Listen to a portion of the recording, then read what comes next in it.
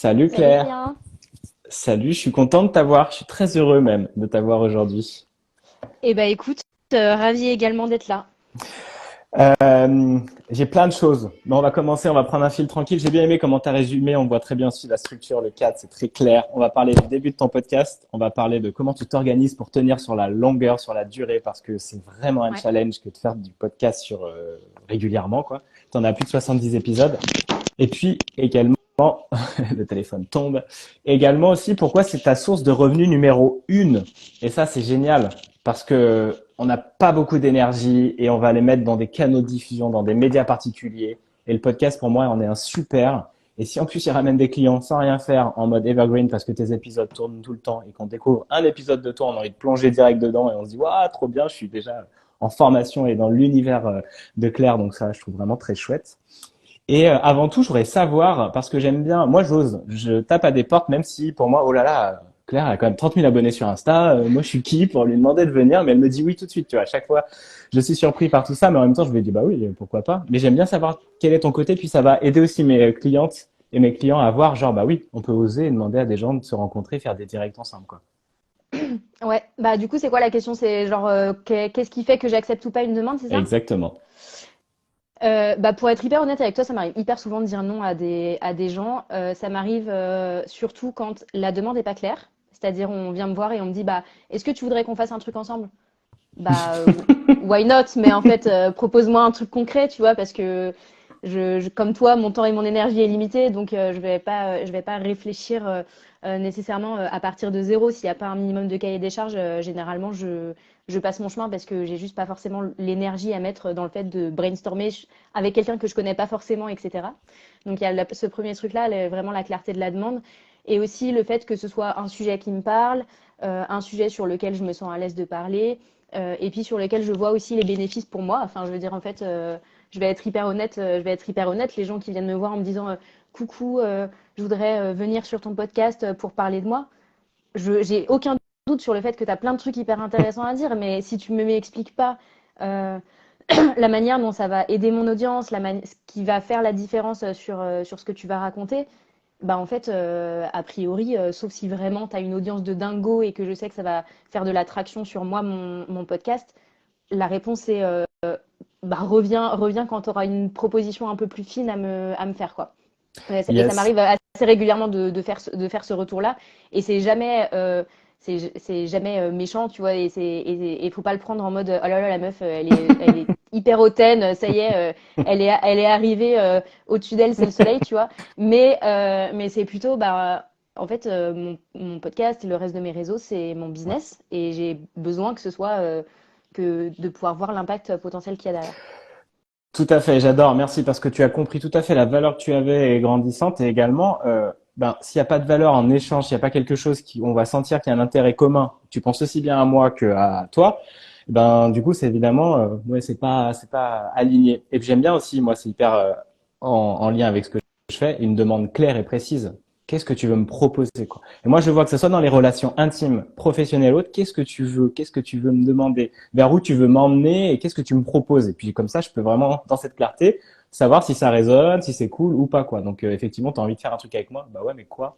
Et moi, j'ai pas assez de temps parce que mon Complètement. énergie est précieuse, donc valorisons C'est un ça. truc, c'est un truc de boomer ce que je vais dire, mais en fait, quand tu envoies un message à quelqu'un pour lui proposer un partenariat, c'est comme une lettre de motivation, tu vois. C'est qu'est-ce que je vais t'apporter et qu'est-ce que j'attends de toi en retour. C'est quoi un peu le pacte qu'on fait, le deal qu'on fait. Et si ça, c'est pas clair dès le départ, bah en fait, pour moi, enfin, j'ai déjà suffisamment à faire de mon côté et à construire, etc.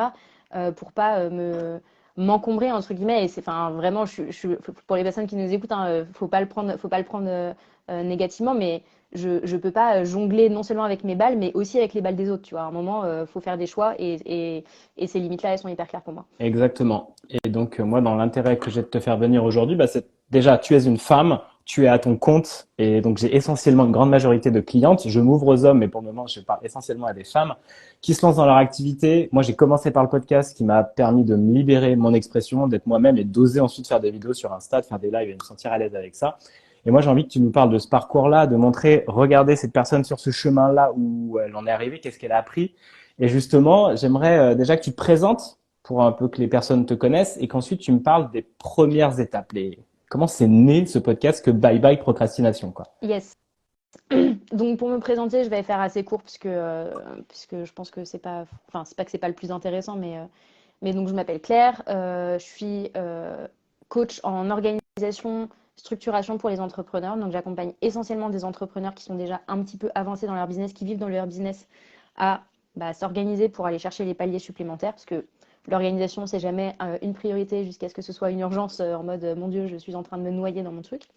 Donc j'accompagne ces personnes-là et donc j'ai un podcast qui s'appelle Bye Bye Procrastination sur lequel je publie toutes les 2 semaines à peu près. Généralement, je sors entre 2 et 3 épisodes par mois et qui traitent du coup de ces sujets organisation, productivité, équilibre, motivation, enfin tous les sujets qu'il y a autour de j'ai des idées, j'ai envie de les mettre en œuvre, j'ai un business, j'ai envie de le faire avancer. Comment est-ce que je fais pour concrètement organiser les choses, trouver du temps pour faire ce qui me fait kiffer, passer à l'action, etc. Très bien. Et ça a commencé comment, cette aventure? À quel moment tu t'es dit, C'est vrai qu'il y avait vas-y? une deuxième question. Comment est-ce que ça a commencé? Donc en fait, moi, ça fait 6 ans que je suis à mon compte et mon podcast a 2 ans. Donc le podcast est arrivé pas au démarrage de mon activité. Comment est-ce que ça a commencé? Avant d'avoir un podcast, j'avais donc un compte Instagram qui me permettait, enfin, je parlais de bullet journal à l'époque. Et puis, une fois que je me suis sentie à l'étroit sur Instagram, j'ai ouvert un blog sur lequel j'écrivais du coup.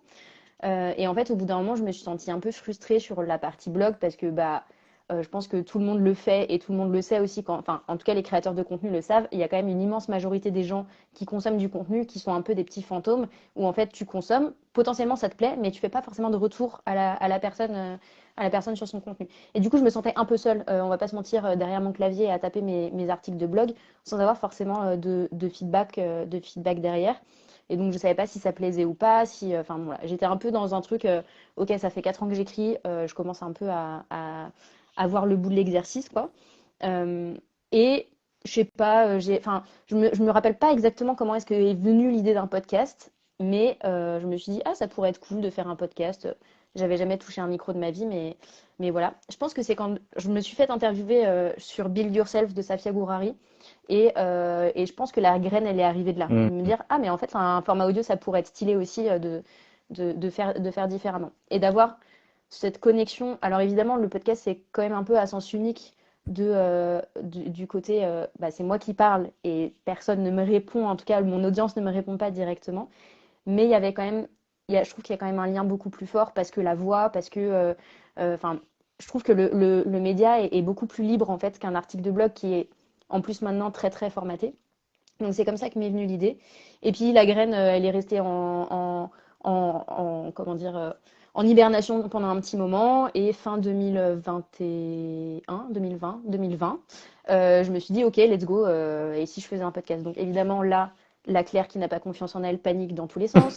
Mais j'ai jamais fait ça, je sais pas comment m'y prendre, etc., etc. Et donc j'ai mis 3 mois à maturer le projet dans ma tête et puis globalement 2 semaines à pondre le truc, quoi. Donc voilà comment ça a commencé. Et je me suis dit, en fait, mon, ma passion, entre guillemets, c'est une passion chelou, mais ma passion, c'est l'organisation, la productivité, etc. Le podcast, potentiellement, ça va me permettre de toucher des nouvelles personnes. Donc, let's go, je le fais et puis on verra bien. Et puis 2 ans plus tard, comme tu dis, 70 épisodes plus tard, 1 million d'écoutes plus tard, je suis toujours là et je continue de publier. Et c'est un format dont je ne me lasse pas. Je ne suis jamais à court d'idées pour mon podcast. C'est vraiment un truc que je kiffe, quoi. C'est génial. 1 million d'écoutes, les amis. C'est énorme. C'est trop bien. Et j'adore parce que moi, c'est le même chemin. J'ai commencé par l'écriture de nouvelles, en fait, au départ. J'avais besoin de m'exprimer et je le vois beaucoup. Et moi, tu vois, je parle souvent de yin-yang dans ces énergies. Le yin, c'est l'inspiration, c'est le chaos créatif. Il y a tout qui est là, tu vois. C'est le grand champ. On a envie de faire plein de trucs, mais souvent, il n'y a pas l'énergie yang qui fait descendre dans la matière.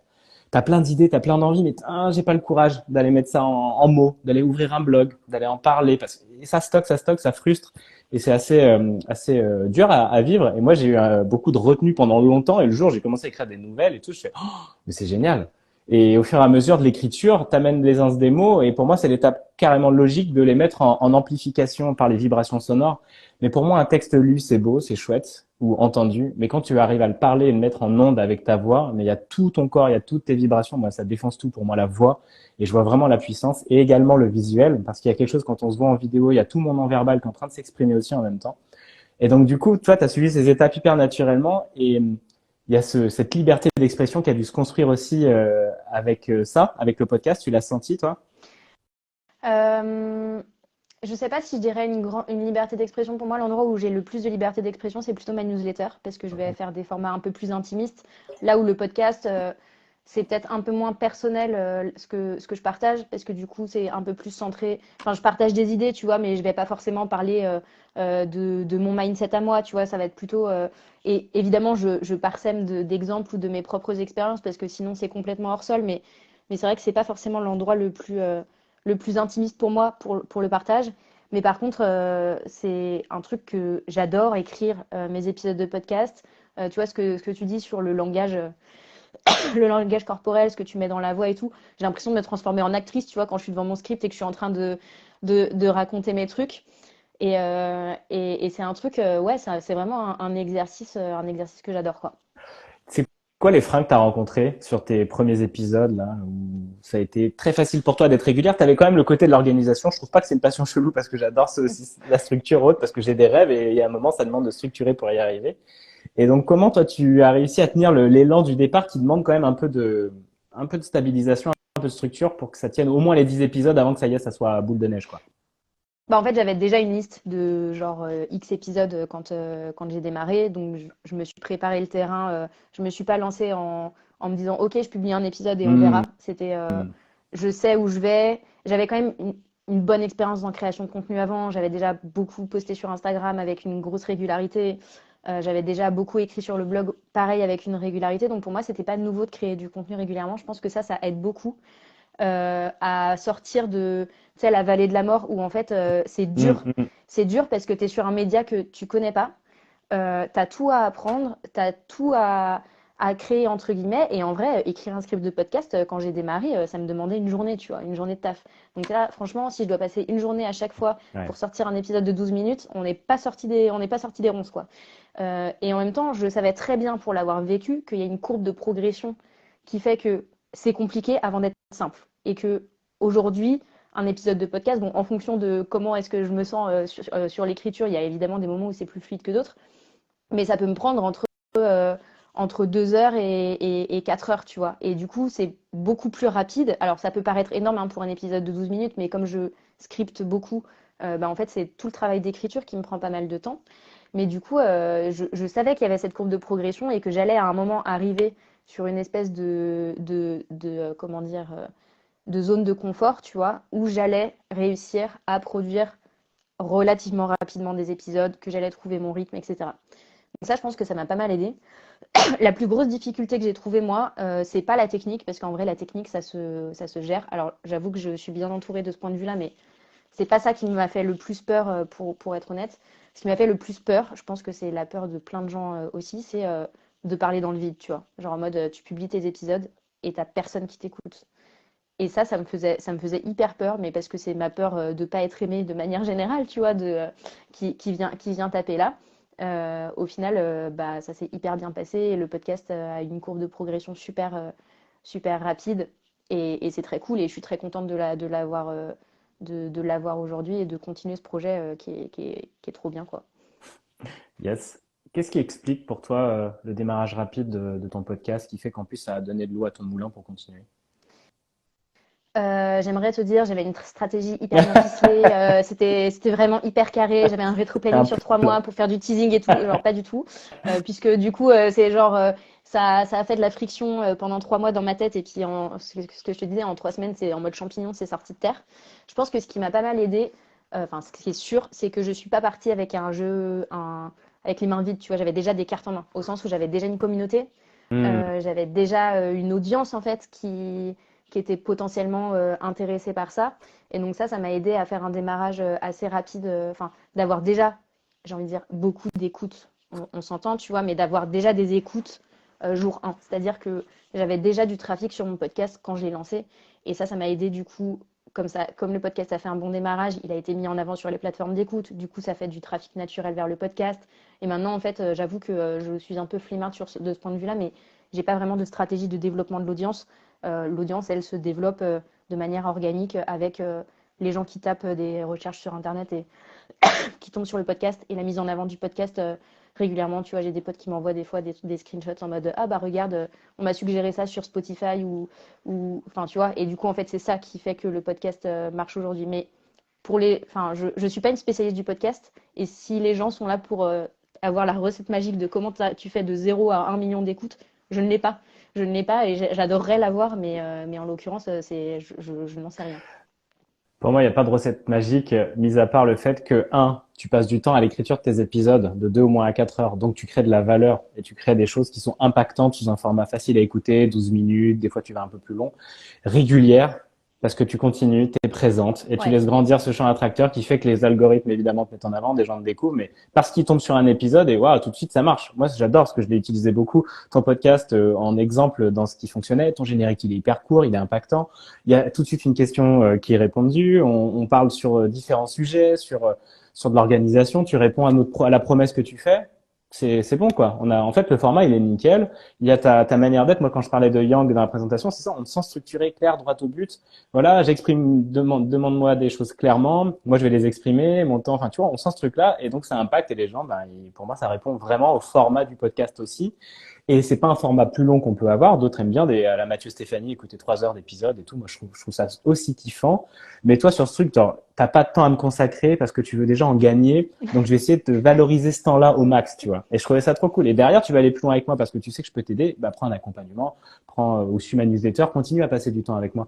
Pour moi, c'est là aussi ton succès, c'est que tout de suite, ton écriture, elle a été propre et avec plein de valeur, quoi. Tu te reconnais un peu Non, là? mais Non, mais clairement, enfin, en fait, j'avoue que des fois, je me dis, non, mais c'est le hasard, tu vois, c'est une question de bonne étoile et il y a probablement une question de chance dans tout ça. Par contre, c'est sûr que j'ai jamais lâché le podcast dans des moments où ça allait pas forcément dans mon business ou pour moi, tu vois, bah, en fait, je me suis quand même botté les fesses pour continuer à publier. Alors, du coup, sur des sujets qui me touchaient à ce moment-là, genre la motivation, la flemme, comment est-ce que tu fais quand genre t'es au fond du seau et que t'as envie de rien, tu vois.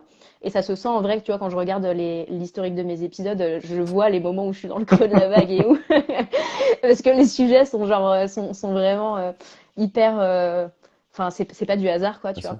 sûr. Mais c'est vrai, t'as raison sur le côté enfin, on ne m'enlèvera pas entre guillemets que c'est du travail, qu'il y a du taf derrière, que je reste hyper régulière dessus, que je lâche pas le morceau et que voilà, je pense que ce qui aide aussi, c'est le côté plaisir, tu vois. Ouais, C'est-à-dire ouais. que, en fait, je kiffe le faire. C'est-à-dire que c'est vraiment, c'est évidemment, il y a des fois dans mon agenda, je me dis, ah putain, faut que je publie un épisode demain, j'ai rien, tu vois, j'ai pas l'ombre d'un script et il va falloir déjà que je trie dans toutes mes idées. Et là, c'est l'engrenage de l'indécision, tu vois. Mais donc, il y a des fois, oui, c'est de la contrainte, mais en même temps, c'est vraiment du plaisir. Et puis enfin, j'avoue que les retours que j'ai sur le podcast, c'est de l'essence pour ma motivation à fond, tu vois, parce que c'est genre, enfin, j'ai des gens qui m'écrivent en mode, franchement, ça a changé ma vie, grâce à toi, je suis sortie de la procrastination, alors que j'étais en dépression depuis 3 ans et tout. Je me dis, bah, si déjà enfin,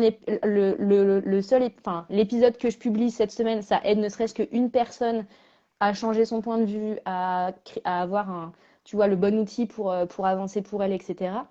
En fait, le pari, il est gagné, quoi, tu vois, parce que c'est aussi ça que j'aime dans mon podcast, et ça fait partie de mes valeurs, c'est que il n'y a pas de rétention d'informations, tu vois, c'est pas en mode je te donne la moitié de la solution, et si tu veux le reste, tu viens et tu es obligé de payer. Tu vois ce que je veux Ouais. dire? Moi, c'est quelque chose de super important pour moi. Mais en fait, j'ai envie que mes épisodes ils soient actionnables et je sais que ça va pas m'enlever des clients parce que les clients qui viennent me voir, ils savent ce qu'ils seraient censés faire, tu vois. Mais ils viennent me voir parce qu'ils n'arrivent pas à le mettre en œuvre concrètement, parce qu'ils sont confrontés à plein d'autres blocages. Et du coup, le fait de partager, j'ai envie de dire, sans retenue, pour moi, c'est pas un problème parce que du coup, ça donne beaucoup de valeur aux gens. Ça, je pense que c'est la meilleure preuve d'expertise que tu peux faire. Et en même temps, bah, il y aura toujours des personnes qui arriveront pas à mettre en œuvre ce que tu suggères et qui viendront te voir pour te dire j'ai besoin d'un coup de main, j'ai besoin d'un cadre, j'ai besoin d'une cheerleader, tu Ouais, vois, qui soit derrière moi et qui me dise ouais. vas-y, tu peux y aller.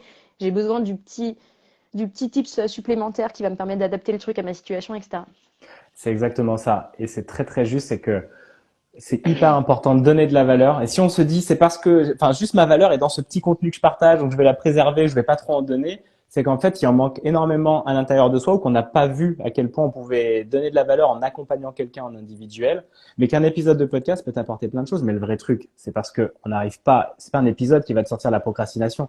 À un moment, faut s'engager. Faut accepter de se regarder, dire bon, j'ai besoin de quelqu'un quoi. Moi, si je serais pas allé au sport aussi régulièrement, si j'avais pas une coach, je me serais pas mis régulièrement à faire des choses si j'étais pas accompagné dans mon business ou autre. Enfin, c'est croire qu'on est des êtres indépendants comme des adolescents, mais en fait, on est des êtres interdépendants. On a besoin d'aide. Et d'en demander de l'aide, ça nous rend plus forts que faibles. On a souvent ces croyances-là. Et qu'effectivement, j'adore parce que toi, tu as toute ta palette d'outils, tu as tout ce que tu recherches et ta passion, l'organisation, la structure, ce que tu as développé pendant ces 6 ans de business. Quand je viens avec toi, je sais pas comment sont tes accompagnements, si c'est 1 mois, 3 mois plus, bah, je sais que toi, tu es à mon service avec tout ça, que tu vas pouvoir me réunir ça au même endroit, quoi. J'ai pas à les piocher ou aller, enfin, je vais gagner une énergie de dingue et surtout que je vais m'assurer d'arriver à faire mon mouvement vers mes objectifs et mes rêves que j'ai envie d'atteindre, quoi. Ouais, complètement. C'est exactement ça. En fait, ce que tu viens chercher dans un accompagnement, c'est, enfin, j'ai envie de dire, évidemment, les gens qui viennent avec moi, ils veulent des outils et de la technique, tu vois, mais en vrai, c'est ce que je leur dis, c'est souvent secondaire, en fait, parce qu'ils savent très bien, enfin, je veux dire, si tu fonctionnes sans to-do list depuis 15 ans, c'est pas que tu sais pas faire une, c'est pas que tu t'as pas c'est pas que t'as pas connaissance de la to-do list, tu vois. Quoi? C'est juste qu'en fait, c'est une question d'habitude et c'est ça qui est le plus difficile en organisation, c'est de construire des habitudes et de manière générale, tu vois, tu l'as dit avec le sport et le reste, c'est ça qui est le plus dur et en fait, c'est ça que tu viens chercher dans un accompagnement, c'est un cadre qui va te permettre de construire des choses qui jusque-là, bah, t'arrivais pas à le faire en toute autonomie et c'est ok en fait enfin, il y aura toujours des gens qui arriveront à faire tout seul et il y a des gens qui arriveront pas à faire tout seul et c'est mon cas, tu vois, moi je me fais accompagner tous les ans sur mon business et je sens que c'est un énorme raccourci en fait, ça te fait juste, oui, tu pourrais le faire tout seul. On se reparle dans 5 ans et si tu es au même endroit, bah, enfin, t'auras avancé, tu vois, mais globalement, tu vas quand même prendre un énorme raccourci si tu te fais accompagner, quel que soit le sujet. Clairement. Et puis c'est tellement cool en fait d'être en relation avec un mentor, une personne qui t'inspire, qui a son univers et tout. Mais en fait, on est des êtres, comme je disais encore, interrelationnels. On a vraiment besoin de ça, interdépendants. Enfin, c'est la joie d'échanger avec des gens au quotidien, d'avoir son univers, d'avoir son regard du monde sur le tien. C'est la richesse. C'est dommage d'être tout seul dans ces aventures. Déjà, quand en solopreneur, ben oui, tu vois pas beaucoup de monde où t'as pas de collègues, t'as pas de personnes avec qui partager. Heureusement que moi aussi, je suis accompagné. J'adore parce que c'est cette vallée de la mort aussi. Une fois que t'en es sorti, ça y est, c'est beaucoup plus facile, tu commences à voir, mais il faut tenir. Et ce temps-là, bah ouais, tu vas le chercher en accompagnement. Moi, ce que je propose en podcast aussi, passe 3 mois avec moi si tu veux être sûr de tenir sur la longueur, si tu veux être sûr d'arriver sur le truc. On s'en fout de la technique. En vrai, c'est clair. Sur YouTube, il y a tout ce que tu veux, les logiciels, les machins. Je vais te faire accélérer sur certains trucs. Complètement. Mais le vrai Ouais, ouais. truc, c'est parce que tu vas tenir. C'est parce que tu vas arriver jusqu'au bout. Et c'est exactement pareil pour toi. Je voudrais savoir comment ça s'est développé. Alors déjà, non, comment tu t'organises? Ça, c'est intéressant. On parlait de la source de revenus et tes clients qui arrivent et clientes avec le podcast. Comment tu t'organises en gros pour sortir facilement, peut-être qu'à des moments ça freine un peu plus, 2 à 3 épisodes par mois? Alors le premier truc, donc en fait j'ai un workflow où donc tout se passe dans mon espace de travail sur Notion. Donc Notion qui est un outil d'organisation un peu couteau suisse sur lequel on peut faire plein de trucs. Et donc en gros c'est l'endroit où se cristallise tout ce qui se passe sur le podcast. Je suis désolée, je tousse, je suis un petit peu malade. Pas de problème. Mais du coup qu'est-ce qui se passe? En gros, quand j'ai une idée, je note l'idée sur une page, tu vois, où j'ai une énorme liste d'idées. Je n'en viendrai jamais à bout. Mes idées, elles viennent de mes discussions, des discussions que je peux avoir avec des gens, du contenu que je consomme. J'en consomme assez peu, mais du coup, quand j'en consomme, bah, généralement, j'essaye de capitaliser dessus et de me dire bah, qu'est-ce que ça m'a apporté, c'est quoi moi mon point de vue sur le sujet, comment est-ce que je pourrais en parler avec ma patte à moi, tu vois. Et puis ça vient aussi beaucoup de mes échanges avec mes clients. Bah, en gros, les points de friction que eux y rencontrent, mes points de friction à moi aussi. Du coup, tout ça, ça fait partie des éléments pour brainstormer des idées. Et une fois que j'ai une idée, généralement, ce que je fais, alors je pourrais te dire, j'ai un calendrier éditorial, tout est bien planifié sur 3 mois et tout. Non, en fait, généralement, je me dis, ah tiens, il y a un épisode qui doit sortir dans 2 semaines, de quoi j'ai envie de parler. Je vais regarder dans ma boîte à idées et du coup, je commence comme ça à structurer l'épisode. au final, je me rends compte, même si c'est pas forcément quelque chose que j'ai fait de manière, comment dire, délibérée, il y a quand même une espèce de structure type dans mes épisodes de bah, il y a une intro en mode tu poses un peu le décor, voilà de quoi on va parler aujourd'hui, c'est quoi les enjeux, c'est quoi les conséquences de cette problématique, le risque qu'il y a derrière, comment est-ce que ça fait se sentir, etc. Et puis après, il y a généralement une partie un petit peu plus résolution, tu vois. Enfin, j'ai Ouais. envie de dire, on se croirait dans une disserte, thèse, antithèse, synthèse, mais c'est un peu ça, tu vois. C'est genre, ok, c'est quoi la problématique, de quoi on va parler, quelles sont les conséquences, donc les frictions, et puis ensuite, comment est-ce que tu peux tenter de le résoudre, en tout cas de proposer des pistes de levier à actionner. Et donc, du coup, je rédige souvent sans trop m'en rendre compte sur ce format-là. Et une fois que c'est scripté, bah, enfin, c'est hyper simple, hein, tu vois, j'ouvre mon micro, j'appuie sur record, je fais, je fais ma danse de la joie devant mon script en essayant de mettre de l'intonation, en essayant de faire en sorte que ce soit vivant, parce que quelqu'un qui lit un script comme ça et en Ouais, fait, et bah, ouais, du coup, ouais, enfin, genre personne n'a envie d'écouter ça. ouais. Donc du coup je fais ça. Ça me... Enregistrer l'épisode, ça me prend allez, 15 minutes max quand mon chat vient miauler dans le micro, tu vois. Et une fois que c'est fait, je découpe. Enfin, mes épisodes solo, c'est très. Enfin, je suis toute seule devant mon micro, je suis toute seule devant mon truc de montage. Tout est standardisé, tu vois. J'ai déjà mes filtres, machin, etc. Et du coup, ça me prend ouais, enfin, ça me prend, allez, peut-être pour un épisode de 15 minutes, je mets 25 minutes de montage, tu vois. Et après, hop, ça part en planification, quoi. Ok, donc 2 heures d'écriture et 25 de montage, ou dans les 2 heures, tu avais le montage et l'écriture? Non, 2 heures d'écriture, 25 de Ok, montage.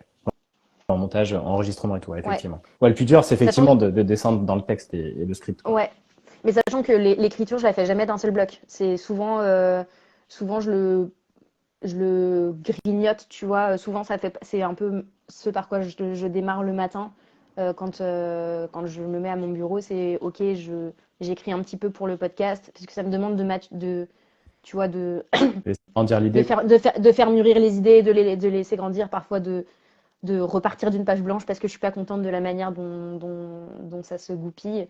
Donc souvent j'ai besoin d'un petit peu de temps et c'est ça qui rend aussi la difficulté de se mettre sur un épisode du jour pour le lendemain parce que moi Ouais, je suis frustrée, tu vois, en fait, j'ai l'impression de pas être allée au fond des choses ou de pas avoir vraiment couvert le sujet comme j'aurais pu le couvrir si j'avais mis un petit peu plus de temps. Tu vois, pour moi, un épisode de podcast, c'est comme une brioche, quoi. Faut laisser laisser un peu poser, tu dégazes, tu refais tes trucs, tu vois, et puis après, c'est bon, ça passe au four, quoi.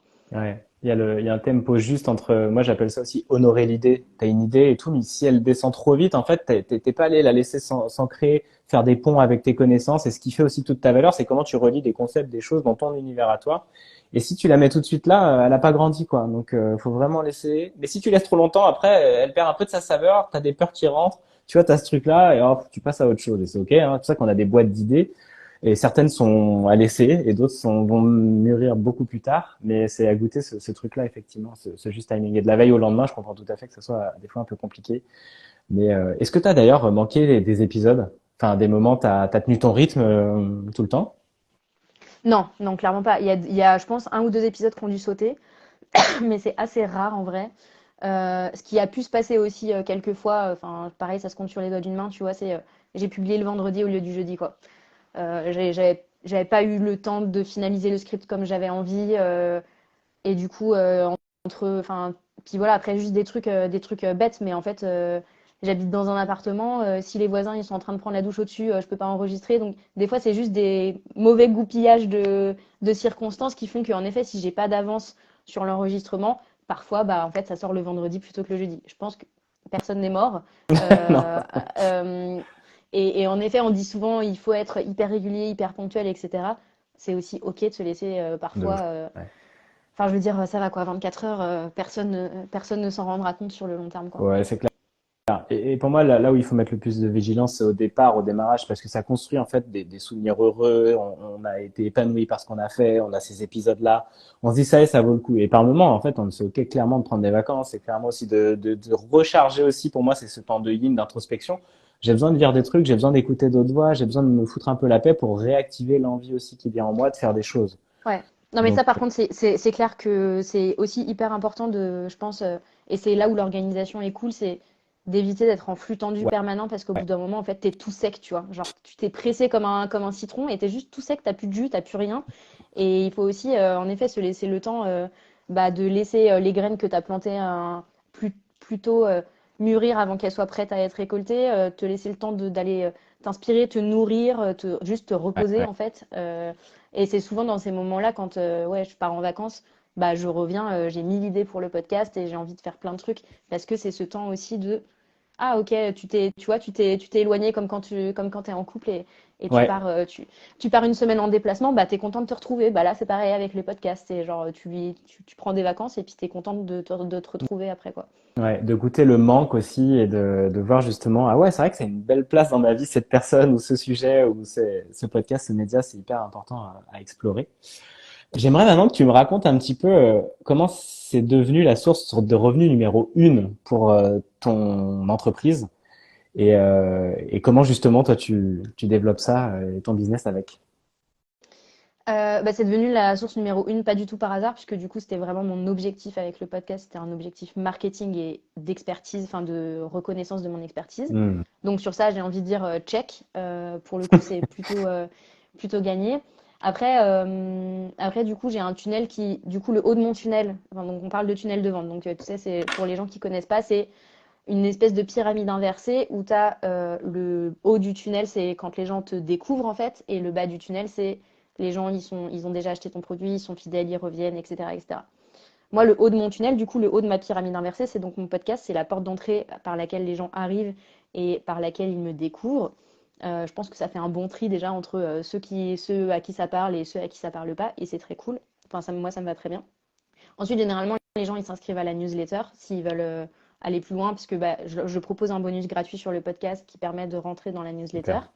Super. Et puis après, là, ça fait partie des sujets sur lesquels je travaille, mais il y a un gros trou d'optimisation dans mon tunnel. Mais par contre, ce qui est sûr, c'est que souvent, la plupart du temps, enfin, c'est même pas la plupart du temps, c'est ce que je disais, j'en ai déjà parlé sur d'autres médias, mais 99% de mes clients viennent du podcast. Et tous les gens que j'ai, tous les gens, peut-être pas tous les gens, tu vois, mais genre 90% des personnes que j'ai au téléphone ou que j'ai en call pour les accompagner, ils viennent et ils sont sûrs de vouloir travailler avec moi. Tu vois ce que je veux dire? Il Ouais, y a ce côté, en fait, on se, on se connaît déjà un petit peu. Enfin, moi, je les connais pas, mais eux, ils ont l'impression de me connaître. Et ils disent, en fait, c'est avec toi que je veux travailler. Et il y a même des fois des gens qui me contactent sur des sujets où je suis pas compétente, tu vois, mais ils voudraient travailler avec moi. Bon, du coup, je leur dis non parce que je vais pas m'attaquer à des trucs sur lesquels j'y connais rien. Mais par contre, c'est ça pour moi la force du podcast, c'est vraiment ce côté lien assez fort que tu as avec l'audience malgré tout, parce que tu accompagnes les gens au quotidien, tu es dans leurs oreilles, ils connaissent ta voix. Quand tu les as au téléphone, ils sont là, ah là là, mais ça me fait trop bizarre, j'ai l'impression d'entendre la meuf du podcast, tu vois. Bah ouais, en fait, c'est moi. Enfin, c'est genre, ma- j'ai pas. Spoiler alerte, il n'y a pas y a pas de deux personnes, en fait, c'est moi. Et du coup, ça, pour moi, c'est ça la grande force et c'est ça qui fait que j'ai régulièrement des demandes entrantes, des demandes Ouais. entrantes sur plein de sujets, tu vois, même des trucs de formation. Enfin voilà, j'ai pas mal de demandes. Et la nouveauté maintenant que le podcast commence à avoir un peu pris de l'ampleur, c'est aussi des demandes de sponsors Yes. pour le podcast, quoi. Donc c'est pas des clients en coaching, mais c'est des entreprises qui voudraient pouvoir s'appuyer sur mon audience pour parler de leur service, quoi. Et ça a commencé ça? T'as déjà des sponsors ou c'est pas encore? Moi, j'ai pas forcément envie d'avoir de sponsor pour l'instant. Alors, sauf si vraiment il y a, genre, je sais pas, Notion qui m'appelle et qui me dit Claire, on aimerait trop sponsoriser 3 épisodes banco. Ouais. Euh, mais enfin, j'ai déjà fait des partenariats de ce type-là quand j'étais beaucoup plus active sur Instagram et que du coup j'avais une communauté vraiment orientée bullet journal qui était ultra qualifiée sur ces sujets-là. C'est pas un truc qui me fait vibrer, c'est pas un truc qui me fait kiffer. J'ai un peu l'impression de vendre mon âme quand je le fais. Et du coup, si je le fais, ce sera vraiment avec une exigence hyper forte sur ce que je partage. Et j'ai pas forcément envie de parler de produits que je connais pas, que j'ai pas Ouais. testé, qui m'ont pas été recommandés, etc. Pour moi, ça c'est aussi un truc. Enfin, je trouve que ça fait aussi partie du respect envers ton audience, tu vois. Enfin, oui, why not sponsoriser, mais déjà mon podcast, mon objectif, c'est pas de gagner de l'argent directement avec. Mon objectif, c'est plutôt d'aider les gens, sous la forme gratuite ou sous une forme payante en les accompagnant. Et surtout, j'ai pas envie de leur vendre, tu vois. Enfin, la dernière fois, j'ai été contactée par un service de VPN dont je ne donnerai pas le nom. Euh, Ça n'a pas de rapport, tu vois. Genre, Ouais, je vais pas vendre du VPN sur mon podcast sans rapport avec la choucroute, quoi, tu vois. ouais. Mais par contre, j'observe cette espèce de transposition entre YouTube et le podcast et je pense que ça va infuser de plus en plus de demandes de sponsoring. Voilà. Moi, j'ai besoin que ce soit hyper aligné avec moi, mes valeurs, ce que je veux transmettre, que je connaisse le produit, que j'y crois à fond, que je sois en fait une utilisatrice satisfaite, tu vois, presque avant même que la personne me contacte. Et puis que ce soit respectueux de mon audience, quoi. C'est-à-dire que je Hmm. sois pas là en train de, en train de leur vendre des tapis juste pour gagner de l'argent, Juste, quoi. Enfin, moi, c'est ça. c'est pas mon éthique de travail. Après, enfin, vraiment, il n'y a pas de jugement de valeur sur ce truc-là. Ouais, j'entends. Puis en plus, comme tu le mentionnais, on vient à toi pour qui tu es, pas pour ce que tu fais. Je le dis souvent ça. Il y a plein de coachs, il y a plein de gens qui parlent d'organisation, il y a plein de trucs. Mais on vient à toi parce que tu es clair et tu te fais entendre tous les jours, soit sur tes réseaux, soit sur ton podcast. Et cette vibration, cette manière de voir le monde, ces valeurs, c'est une cohérence globale. Et c'est vrai que d'un coup, tu mets un truc de VPN. Bon, bah, toi, déjà, tu vas pas être aligné à ça. Et effectivement, on va moins te reconnaître dans le truc. Après, tu peux explorer, chacun fait ce qu'il veut, mais je comprends tout à fait. Ouais, Notion te sponsorise, bah oui, c'est évident. C'est ton outil, tu le kiffes, tu l'as. Ouais, moi, comme moi, Exactement. je pourrais être sponsorisé par Reaper ou le logiciel que j'utilise, enfin, parce que j'en suis convaincu et que j'ai envie que ça impacte d'autres Complètement. personnes et que d'autres l'utilisent. Donc, c'est clairement m'aligner à mes valeurs. Mais j'aime bien cette idée vraiment, ouais, les gens te connaissent parce que tu leur parles dans leurs oreilles. 70 épisodes fois 12 ou 20 minutes, ça fait pas mal de temps. Tu es sur YouTube aussi, du coup, tu as une chaîne? Non, j'ai pas de chaîne YouTube. Enfin, clairement, je sens que j'aurais potentiellement envie d'y aller, mais que c'est un gouffre de temps et que tu vois cette vallée de la mort de ça va me prendre 3 jours pour pondre une vidéo qui va être vue par 3 Pékins. Là, j'ai pas le courage et j'ai pas la bande passante en fait en réalité en ce moment pour me lancer dans ce genre de projet. Ce serait un projet un peu de kiff, tu vois, mais là, enfin, c'est un projet de kiff quand même qui demande beaucoup d'investissement, qui demande beaucoup enfin, de ce que moi j'imagine, parce que j'aime bien quand même aussi. Bah, si je vais sur YouTube, j'ai envie que ce soit un minimum quali, et du coup, ça veut dire mettre du temps dedans. Et tu vois, on m'a souvent dit, mais tu pourrais juste filmer quand tu enregistres un podcast. Mais en fait, ça n'a pas d'intérêt de me filmer quand. Enfin, je suis juste une meuf en train de lire un script et en train de faire des gestes avec ses mains, comme si elle était en train de parler à quelqu'un, tu vois. Ouais, Enfin, ouais. ça n'a pas d'intérêt, en fait, pour moi de juste filmer, à part que les gens voient ma tête. Mais, enfin, tu vois. Mais après, c'est vrai il y a un contact quand même qui se passe avec le visuel et souvent Alors non, ça mais sert dans ça, nos coms, dans nos trucs, c'est intéressant. sur ça, on est bien d'accord. Mais pour moi, la stratégie serait plutôt de dire là, enfin, j'allais dire maintenant. C'est pas comme si ça allait s'arrêter, tu vois, mais ce serait plutôt une stratégie de recyclage de mon contenu podcast et de dire, ok, bah, qu'est-ce que ça voudrait dire? Enfin, soit ça, soit je recycle une partie de mon contenu podcast et je le fais par exemple plutôt sous forme de réel sur Instagram, Ouais. en mode face cam, tu vois, avec des petits nuggets de contenu. Ou alors, si je vais sur YouTube, ce sera probablement une mini édito assez différente. Pour le coup, beaucoup plus intimiste, beaucoup plus coulisses, beaucoup plus, tu vois, Vlog et tout, quoi. cerveau d'entrepreneur. Mais Ouais. pas forcément vlog, tu vois, mais un peu genre, bah ouais, mon expérience, mais un peu le côté, pas vie ma vie, mais viens, je t'emmène dans les coulisses et je t'explique bah, comment est-ce que moi je fais, les idées que je peux avoir sur certains trucs, etc. Ce serait probablement une ligne éditoriale aussi beaucoup plus business que ce que je peux faire sur le podcast. Ouais, ce que j'entends, c'est effectivement d'avoir pas forcément une copie de ce que tu fais sur YouTube, mais d'avoir une vraie ligne édito YouTube, une ligne édito sur ton podcast, une édito Exactement. Insta, quelque chose qui fait que ça devient tout un univers qui rentre en résonance, qui est cohérent, mais où on Ouais, retrouve pas forcément les mêmes choses. Ouais, et j'aime bien aussi cette manière. Donc autant le faire à fond sur le podcast et ensuite voir quand ton temps se libère, voilà, ton argent, tes revenus pour pouvoir aussi embaucher du monde pour faire du contenu différent. complètement. Ouais, Ouais. clair.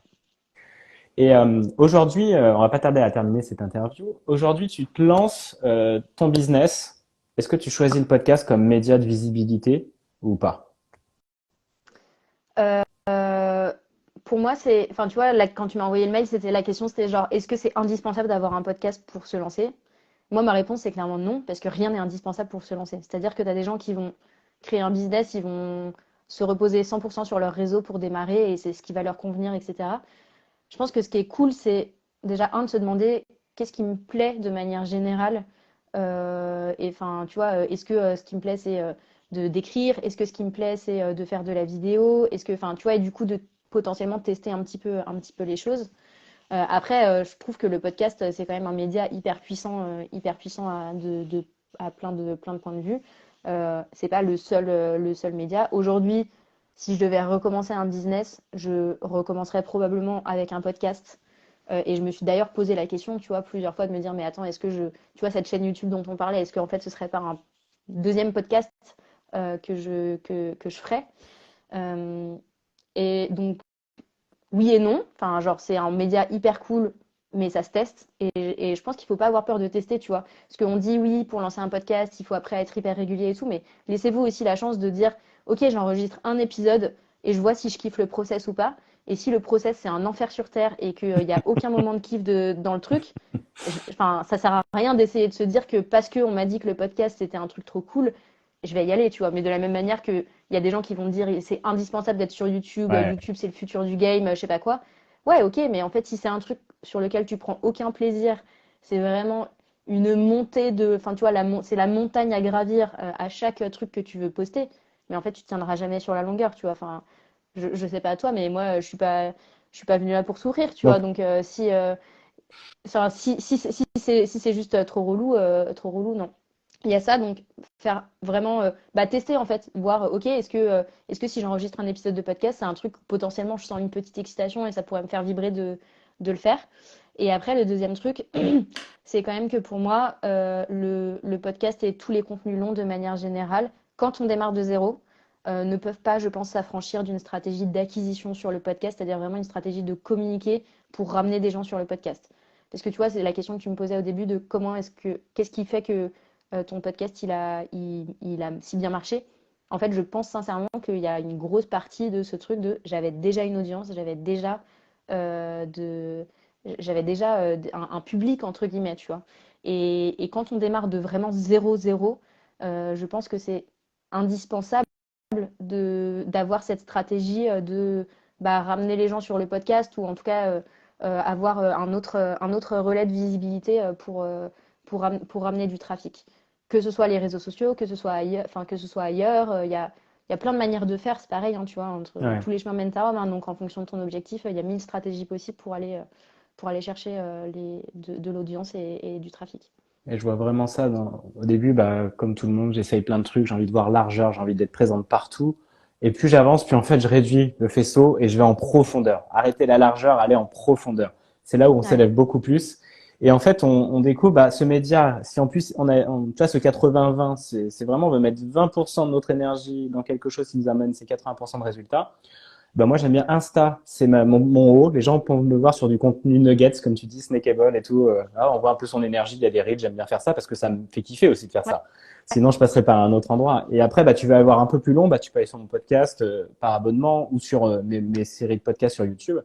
Et là, en fait, tu descends au fur et à mesure. Et j'aime bien ce truc-là, c'est quel temps aussi tu peux dédier à un média que t'aimes bien. Tu peux faire un épisode de 5 minutes de podcast une fois par semaine, c'est OK aussi. Si t'as une valeur, t'as un truc, parce que t'as pas beaucoup de temps, t'es en side project ou tu vois.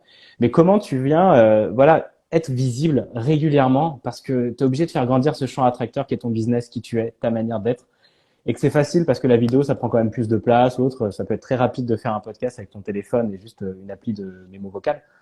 Et en ouais. fait, tu vois, j'aime bien ce truc, c'est hyper direct. Et puis quand tu as peur de te montrer au début parce que t'es pas très confiant, eh ben les gens ne voient pas. Et moi, c'est comme ça que j'ai fait vraiment le début de ma liberté d'expression, c'est par la radio, le podcast. Et ça m'a donné vraiment tellement confiance en moi, relié à l'écriture. Tiens, qu'est-ce que je dis, pourquoi je le fais, à qui je m'adresse, quelle est la problématique. Et tu commences vraiment à mettre les fondations de ton business parce que tu as cette énergie qui se dirige dans un média qui le demande. Parce que parler pour parler, évidemment, ça sert pas à grand chose. Mais sur ça, je suis d'accord avec toi que le podcast, je pense, m'a énormément aidé sur la question enfin, tu vois, sur le côté prise de parole en public, sur le fait de me sentir beaucoup plus à l'aise à l'oral, de pas, de moins buter sur mes mots. Alors évidemment, il y a plein de moments où je cherche mes mots, mais tu vois, de pas me sentir, de pas me sentir mal à l'aise. Et tu vois, je te parlais tout à l'heure de l'interview que j'avais fait sur le podcast de Safia. Je pense, j'ai jamais écouté l'épisode, mais parce que je sais, tu vois.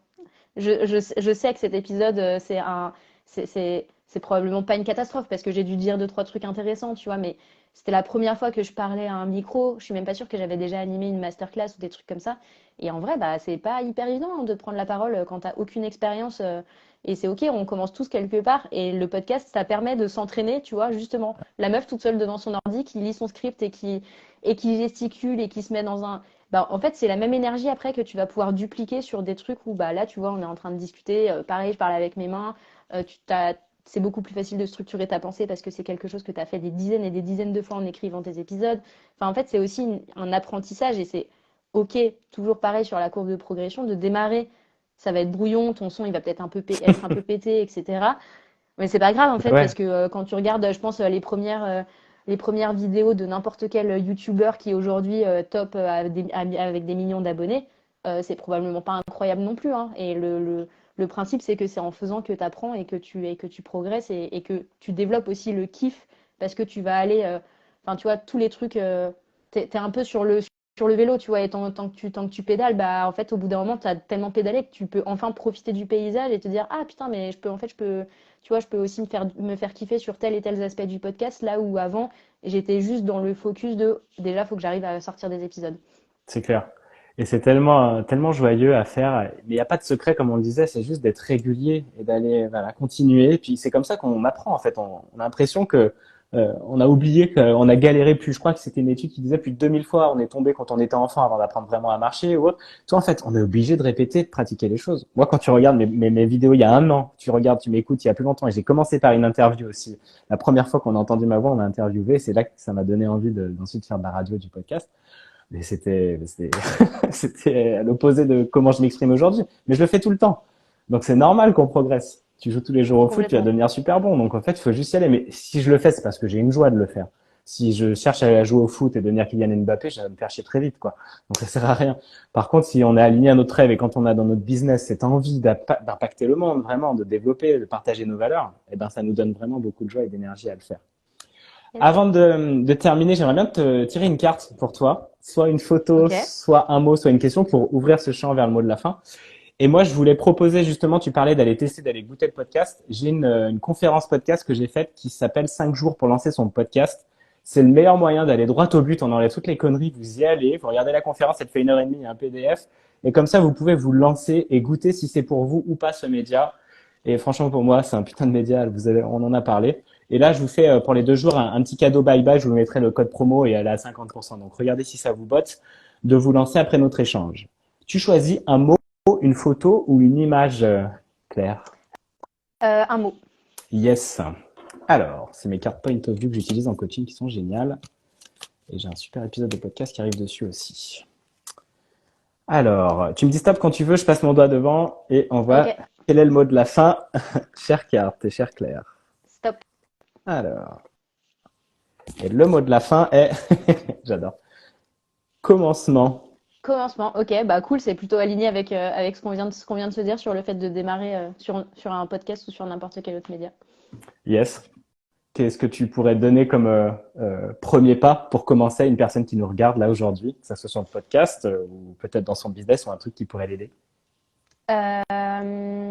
Bah, moi, je sais que ce qui me fait peur dans les commencements, c'est la peur, justement, genre le fait d'être pleine de doutes. Et en fait, même si tu me dis rationnellement, il faut faire A, B, C, bah, moi, je suis là, ok, je vais faire A, donc je fais A. Et puis après, il y a tu vois, il y a mon petit démon du manque de confiance qui se ramène et qui commence à ouvrir sa gueule. Donc, du coup, après, je tombe dans les affres de ah non, mais en fait, est-ce que tu es sûr que c'est ça, etc. Donc, tu commences à douter de tout. Si c'est votre cas aussi sur les commencements, bah, du coup, mon conseil, ce serait d'écrire. En fait, moi, j'avoue que j'écris beaucoup quand je suis dans ce genre de moulinet complètement stérile, je ressasse mes trucs pour rien. Et en fait, j'écris et je me pose des questions à moi-même en mode auto-coaching. Ok, là, je suis bloquée sur ça. Pourquoi? Bah, 100% des cas, c'est parce que j'ai peur. Ok, j'ai peur de quoi? Bah, j'ai peur qu'il se passe ça. J'ai peur que les gens ils me trouvent nulle. J'ai peur que l'épisode il intéresse pas. J'ai peur qu'il y ait personne qui m'écoute, etc. Et au fur et à mesure d'aller chercher, ok, quelles sont les est-ce que c'est si grave que ça? C'est quoi le pire scénario possible? Et quelles sont les petites actions que je peux mettre en place pour débunker la peur, tu vois, tu la fais jamais disparaître, mais en tout cas apprendre à naviguer avec elle pour arriver à ton point de commencement. Et je dirais aussi que le commencement, je pense qu'on sous-estime un petit peu le côté maturation dans la tête, c'est normal d'avoir besoin de ce temps de maturation, tu vois, comme la brioche qui se développe. Bah, en fait, tu as besoin de ce temps. Et l'objectif, c'est pas de rester 3 ans en maturation, évidemment. Au bout d'un moment, faut arrêter de maturer. Mais par contre, faut pas non plus se dire que le point de commencement, il est au moment où tu fais la première action et il est surtout pas au moment où tu réussis, entre guillemets. Parce que sinon, ça veut dire que tu effaces et que tu mets aucune valeur sur tout le chemin que tu as fait pour aller jusqu'à ce point de démarrage. Et en vrai, le chemin, il démarre à partir du moment où l'idée, elle germe dans ta tête. Et je trouve que ça, c'est quelque chose aussi d'hyper important parce qu'on a tendance à. Bah, en fait, c'est. Tu vois, je ne crois que ce que je vois, quoi. Donc, tu as besoin d'avoir un truc un peu tangible et un peu concret pour te dire, ça y est, j'ai commencé. Mais en fait, non, le commencement, il est au moment où tu prends la décision, tu as cet élan, tu vois, de ah, bah, je vais me lancer dans le podcast. Ok, bah, du coup, ton commencement, il est là. Et déjà, quand tu as écrit ton premier épisode, que tu l'as publié, etc., ton commencement, il est déjà loin derrière soi, en vrai. Et ça, je pense que c'est important de le valoriser aussi. Génial. C'est très intéressant. Merci pour ce partage. Et en plus, tout ce que vous allez voir là, comme tu parlais de problématiques, on regarde, on introspecte, on trouve des solutions. Bah ça, c'est pépite à partager aussi. Ça fait des épisodes de podcast, ça fait des compréhensions sur votre monde et ça crée de la valeur aux autres parce que ce que vous êtes en train de vivre, eh bien, ça permet de donner des conseils à ceux qui sont derrière en train de cheminer dans la même direction. Merci beaucoup, Claire. C'était trop chouette d'échanger avec toi. Et est-ce que tu Avec grand as, plaisir. je voulais savoir justement comment tu repars de cet échange et cette petite heure passée ensemble. Et ben écoute, avec plein d'énergie, ça me donne envie d'aller me mettre derrière mon clavier et de m'attaquer aux prochains épisodes de podcast, évidemment. Ça me donne aussi plein d'idées sur des projets qui sont dans mon petit cerveau, mais pour l'instant, que je m'empêche un petit peu pour l'instant de lancer, parce que je sais que c'est pas réaliste. Mais du coup j'ai hâte de pouvoir continuer à développer en vrai le podcast, continuer à parler de podcast. Et d'ailleurs, pour les personnes qui nous écoutent, bah, évidemment, checker le lien que Julien vous mettra sur la masterclass. Moi, je vais probablement faire une masterclass aussi à l'occasion des 1 million d'écoutes sur le podcast pour justement parler encore plus en profondeur de mon expérience, des coulisses de moi, de ce que j'ai fait, comment je m'organise, etc. Donc, si vous avez déjà un podcast, si vous êtes lancé dans le podcast et que vous avez envie de voir les coulisses un peu plus en détail, avec des exemples, des screenshots de ce qui se passe dans mon espace de travail, etc., et ben, ça arrivera normalement en juillet ce truc-là. Génial, super cool.